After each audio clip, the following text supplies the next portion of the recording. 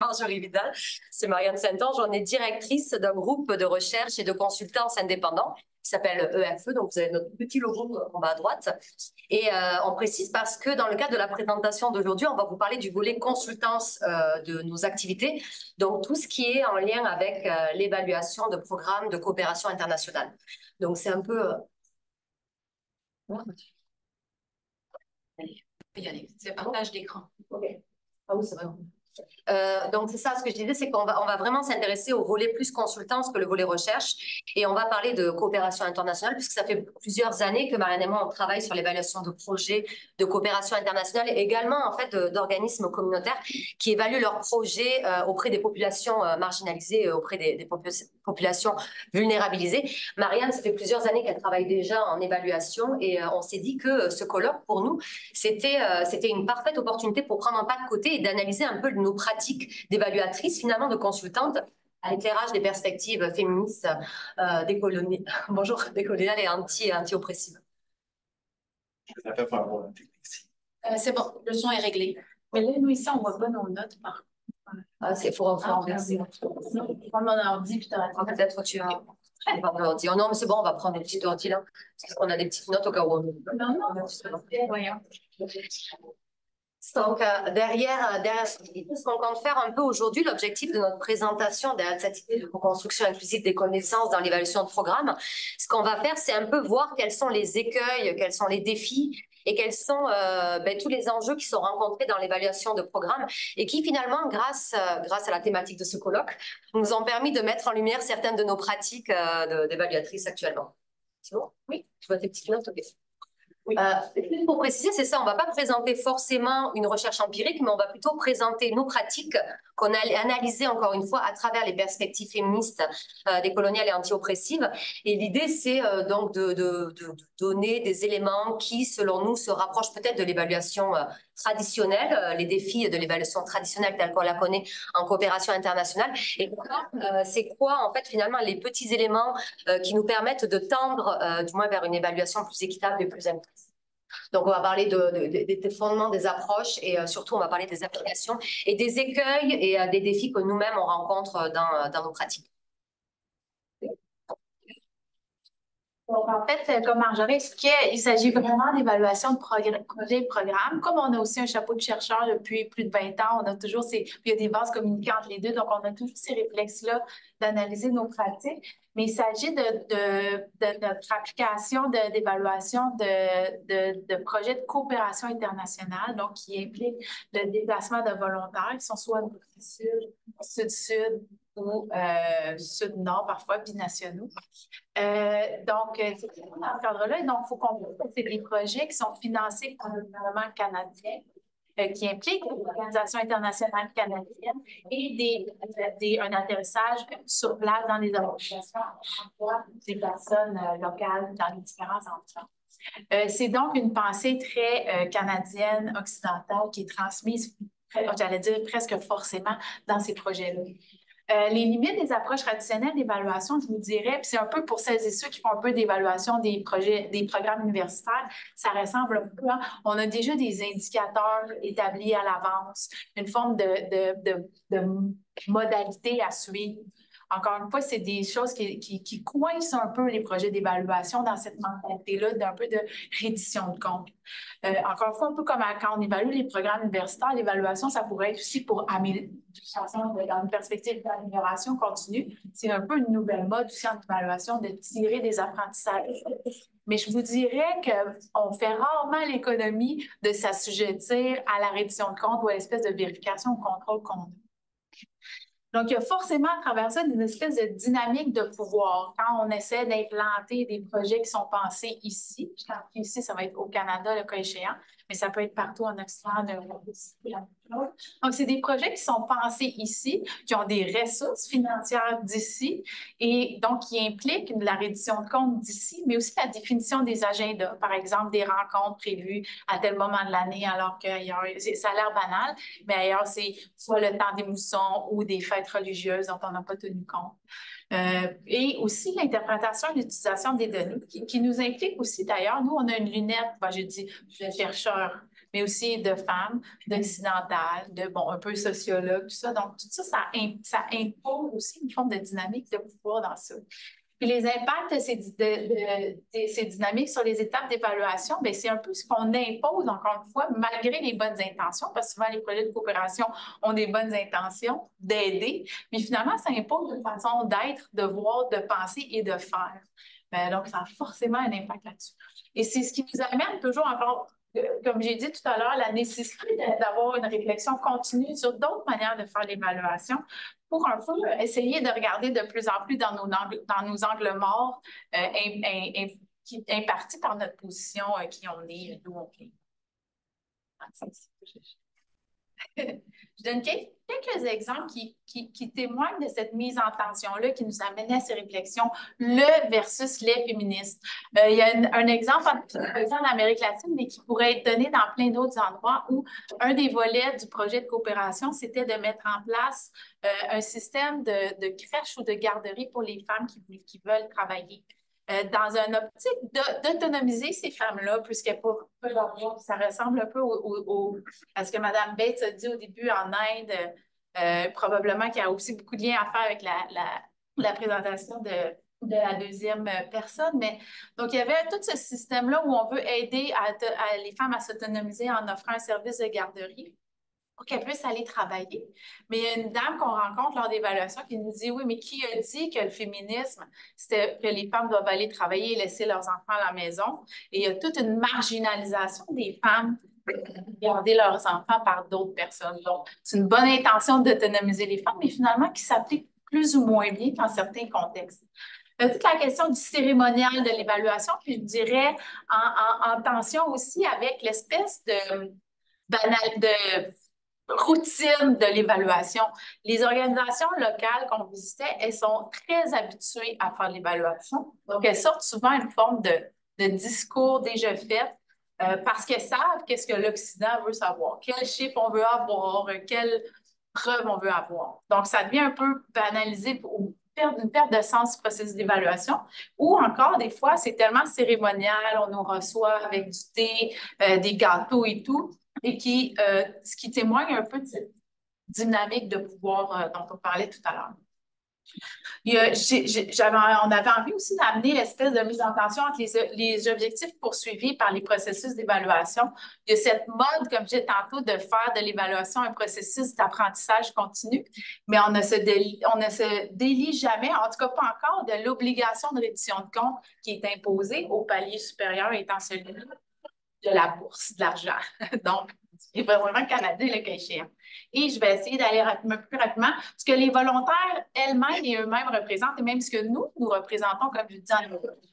C'est-à-dire que tu as des volontaires nord-sud, donc qui viennent de l'Occident, qui vont faire du volontariat dans les pays du Sud, des volontaires du Sud et des binationaux. Et cette posture-là dont on va avoir conscience, il y avait une femme, une binationale, comme on les appelait. Donc, c'est une femme qui venait du pays du Sud où elle faisait son volontariat et qui était également canadienne, qui disait « Je suis beaucoup plus à l'aise de parler de féminisme aux femmes à qui je m'adresse plutôt qu'une femme comme vous, blanche, qui pourrait être avoir les mauvais mots ou la mauvaise façon de présenter. » Donc ça, c'est des mises en tension qu'on observe directement dans les projets d'évaluation. Et c'est ça, en fait. Et de plus en plus, on voit dans l'évaluation, il y a des cadres, ce qu'on appelle des cadres transformatifs. Donc, c'est les cadres qui adoptent finalement ces perspectives, ces approches féministes, anticoloniales et anti-oppressives. Donc, les cadres transformatifs, ce que la recherche dit sur le sujet, en fait, ce sont des cadres pour guider l'action. Donc, la question que ces cadres permettent, en fait, la réflexion qu'elles nous autorisent à avoir sur nos pratiques d'évaluatrices, c'est comment on peut orienter la démarche d'évaluation vers une pratique plus équitable et inclusive qui touche plus de monde, en fait, finalement, et qui inclut les personnes sur qui porte l'évaluation. Des cadres pour orienter la réflexion, pour permettre de repenser les pratiques traditionnelles, les pratiques d'évaluation actuelles, pour résister, pour remettre en question finalement les héritages coloniaux et pour modifier les normes, en sens pour adopter des perspectives critiques sur les normes dont Marianne parlait, les normes qui sont généralement imposées par celui qui a le portefeuille, finalement, le bailleur de fonds. Plusieurs, et il y a un numéro spécial sur l'évaluation dans la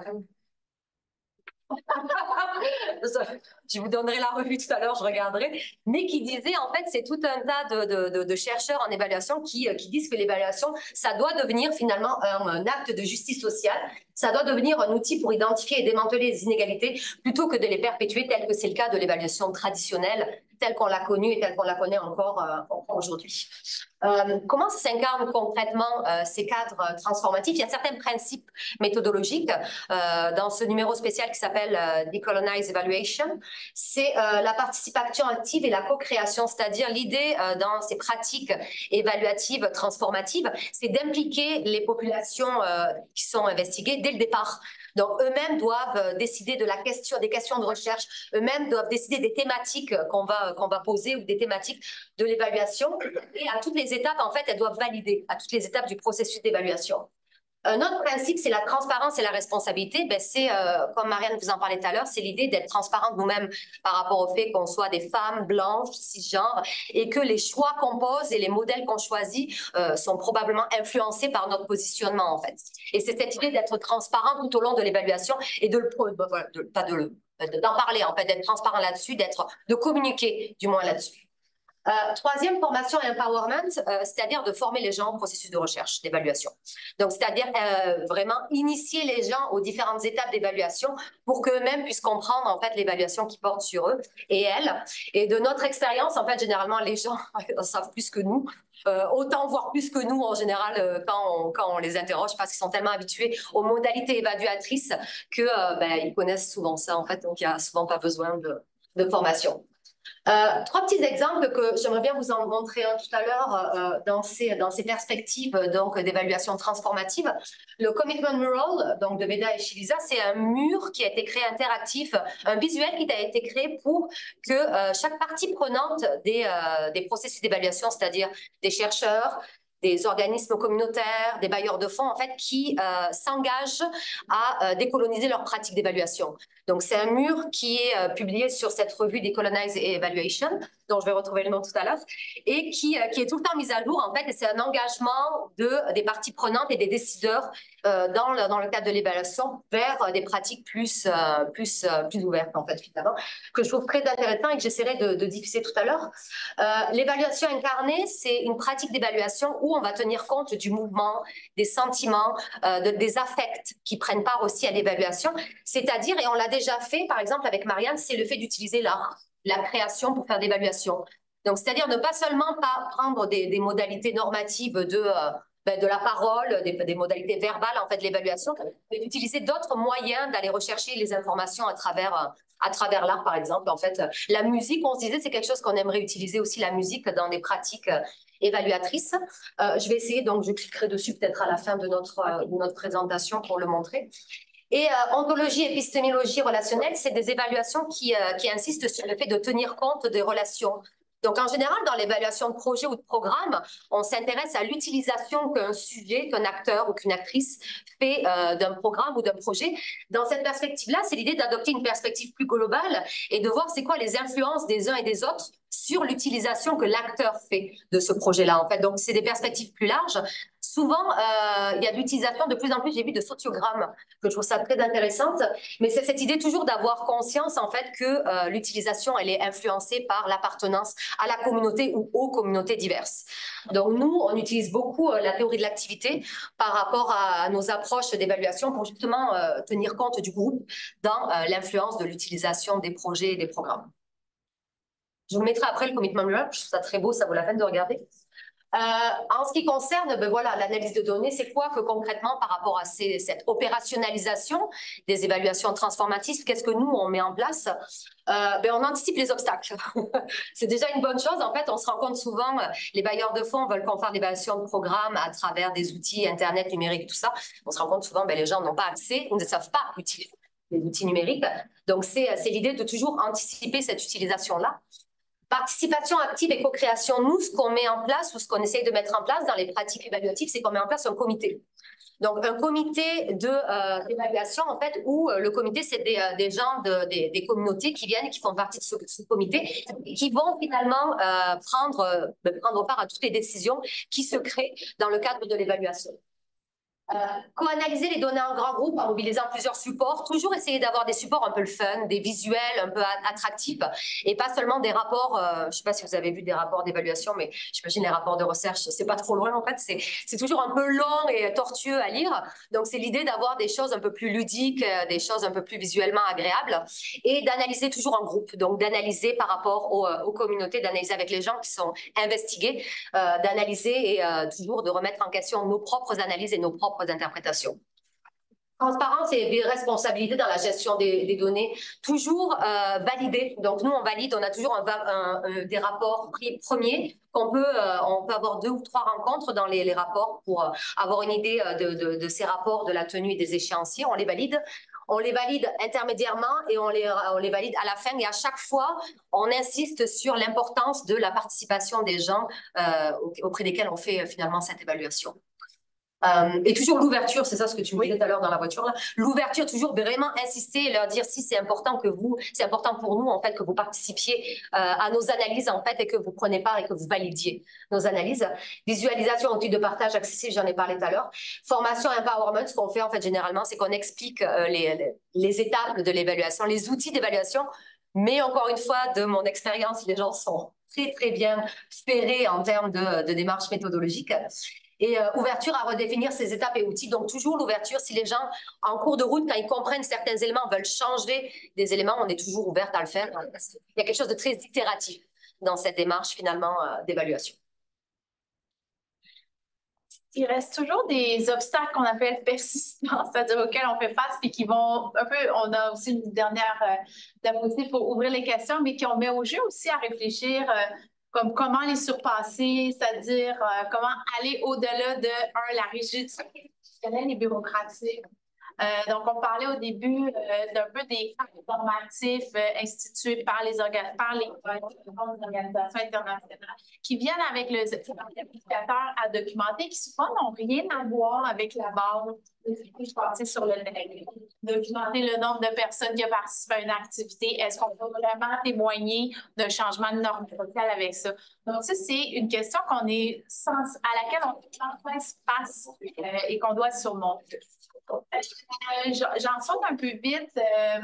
Le manque de reconnaissance des savoirs non occidentaux, on fait face souvent à une autre façon justement de documenter et de partager l'information et les savoirs. Il y a souvent les traditions orales dans les endroits où ces programmes-là sont implantés. Et c'est des traditions orales dont on ne témoigne jamais. C'est un peu alors que tout à l'heure, je me permets de parler avec la notion d'innovation. Il y a des innovations agraires en agriculture que nous, on pense que sont des innovations qui se font dans certains milieux qu'on a visités depuis des centaines d'années. Et là, on arrive, on dit que c'est des innovations, mais parce qu'elles n'ont pas été écrites comme nous, on s'attend à ce que ce soit fait, elles n'apparaissent jamais. Donc ça, il y a une façon aussi de mettre un peu en valeur d'autres types de savoirs. On reste toujours aux prises avec les dynamiques de pouvoir dans la collecte et les analyses de données.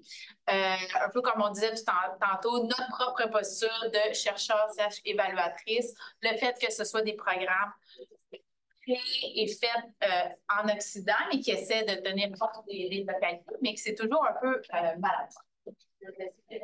Et pour finir, c'est ça, c'est des questions, je vous mettrai la murale après, donc c'est des questions qu'on se pose. L'idée, c'est de voir, donc vous avez vu, il y a plusieurs écueils, et en fait, notre posture aujourd'hui, c'est pas d'arriver avec des réponses toutes faites, mais c'est d'arriver avec des questions et des doutes. Des doutes, une posture continuellement réflexive, en fait. La question qu'on se pose actuellement et dans laquelle on est, c'est comment on peut mesurer l'efficacité et l'impact des méthodologies décolonisées, donc les méthodologies transformatives en évaluation, dans les contextes actuels de recherche et d'évaluation et quelles sont les principales barrières à leur adoption plus large.